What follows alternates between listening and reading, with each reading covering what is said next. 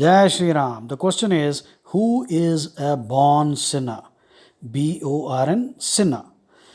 Now, let us try to quickly understand these words. The word sin doesn't exist in Hinduism. In Hinduism, we have what is called papam.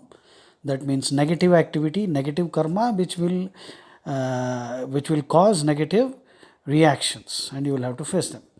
And punyam is the positive activities which will redound positively, and you will benefit from them.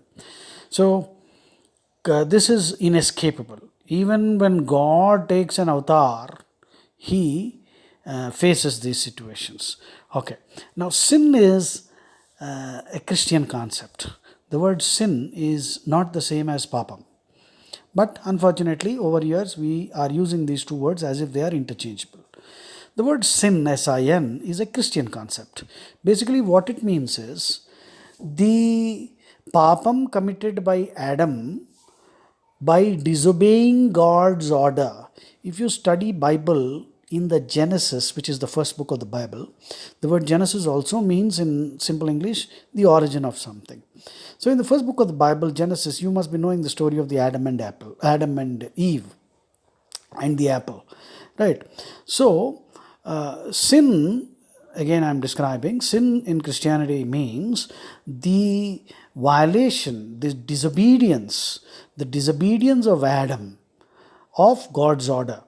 God, as the story goes in Genesis, took some clay and modeled Adam, and God breathed into Adam's nostrils, and Adam came to life. Of course, there are a lot of critical thinking questions we can ask them.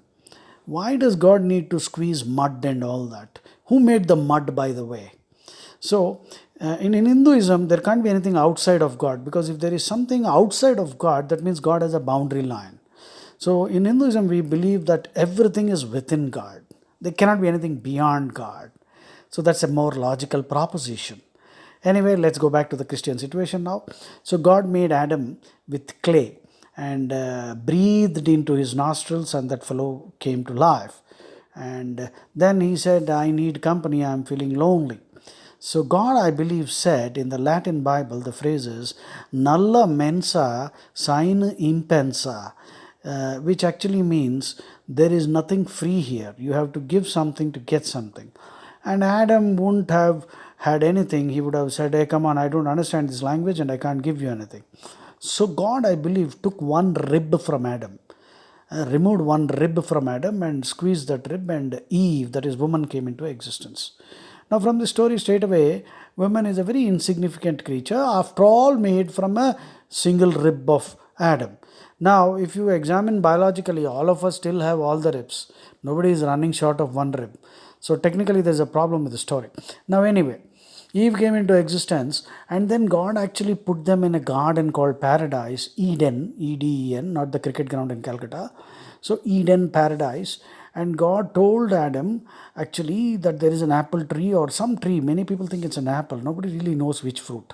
But then God said there is a tree, and the tree is the tree of knowledge, and you should not eat the fruit of this tree.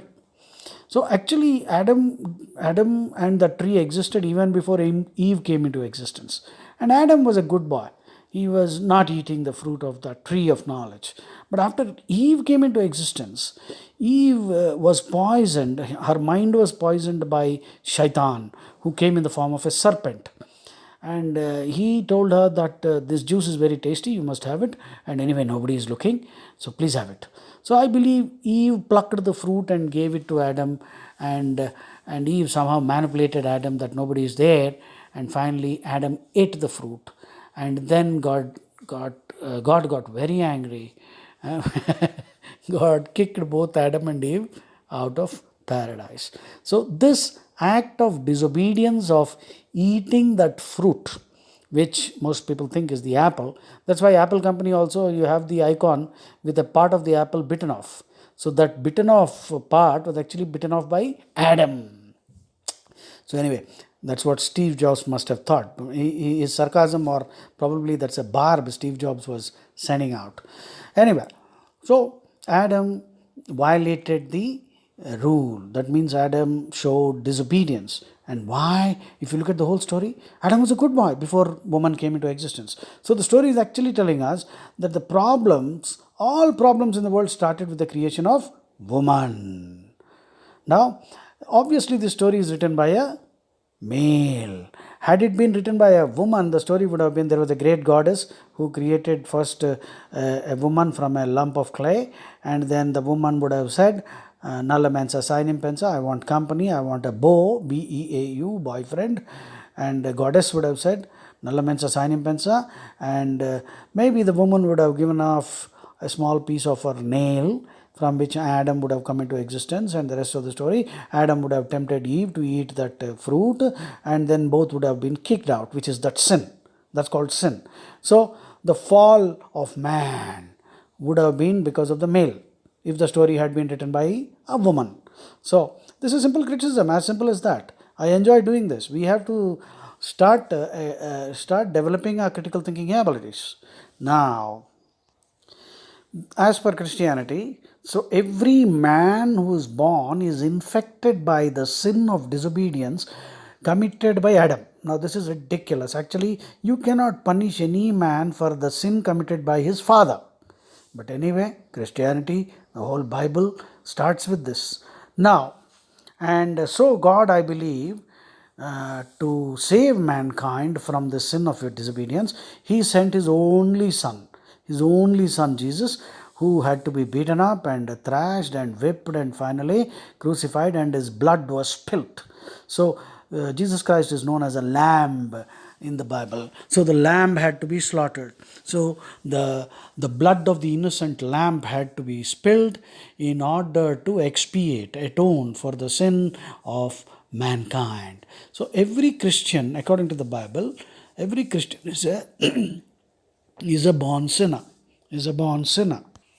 And interestingly, Christ died 2000 years ago for somebody who is born today and tomorrow, who has not yet committed any sin. But Christ has already died for the sins not yet committed. And anyway, it's very confusing and very interesting actually. Most Christians who don't read the Bible also don't know. Because I asked them, hey, born sinner, when I addressed them, they used to ask me, what is this born sinner? I had to tell them the whole thing. Most of them deny it. Then they go and read. And then I don't know what happens to them. Whereas in Hinduism, nobody is a born sinner, right? We don't have the concept of sin. In Hinduism, we use the word papam. Papam is an untranslatable. Punyam is also untranslatable. In English, there is no word for punyam because they don't understand punyam. And they describe punyam with the phrase meritorious action, righteous deeds. These are not exact synonyms for punyam. Anyway, I hope with this small talk you have now understood Christianity. Christianity is founded on this fundamental dogma that everyone is a born sinner and Christ died for them, for their sins, so that they can be saved. Actually, right now it means that they can go on sinning, and because they have already been saved, they will anyway go to heaven. If you ask these Christians these questions, they will not know where to run. Jai Shri Ram.